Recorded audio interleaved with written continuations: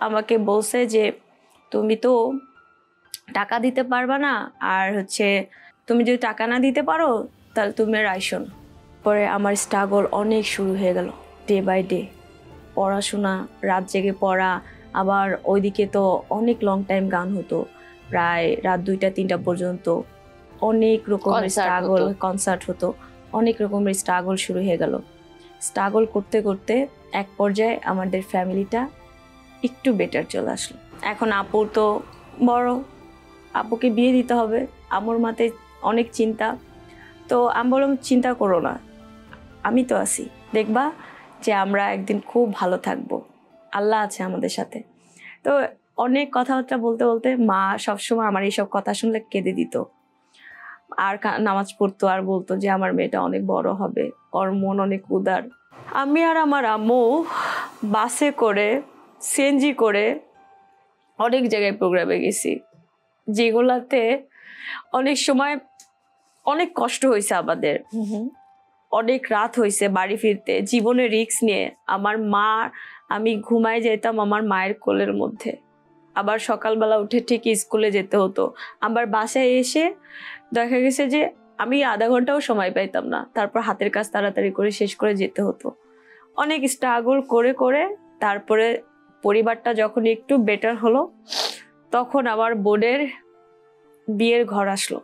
আমার বোনের বিয়ের জন্য আমি টাকা জোগাড় করছি, যেমন বড় বোনের বিয়ের জন্য ছোট বোন টাকা জোগাড় করেছে। বিষয়টা খুবই ইন্সপায়ারিং আমার মনে হয়। আমি সবসময় বলতাম যে আমার বড় বোনকে আমি অনেক ধুমধাম করে বিয়ে দিব, অনেক ভালো মনের, অনেক ভালো।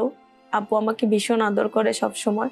আমার বড় বোনকে আমি খুব ভালো একটা ঘরে বিয়ে দিব এবং খুব ধুমধাম করে, যারা পুরা গাজীপুর যেন জানতে পারে যে একসময় আমরা খাইতে পারিনি, চলতে পারিনি, একসময় আমাদেরকে অনেক অপমান করা হয়েছে, একসময় আমাদের বাসা থেকে বের করে দেওয়া হয়েছে টাকার জন্য, একসময় আমার গানের টাকা দিতে পারিনি, একাডেমি আমাকে একাডেমি থেকে বের করে দেওয়া হয়েছে।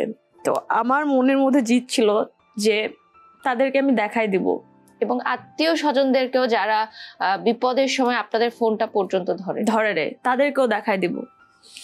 তো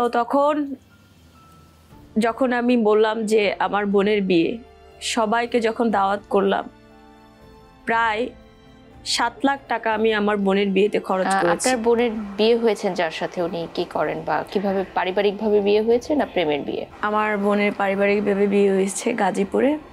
তো আপনার মায়ের অসুস্থতার কথা বলছিলেন আমাদেরকে অফিস স্ক্রিনে, তো আপনার মা অসুস্থ হলেন কবে?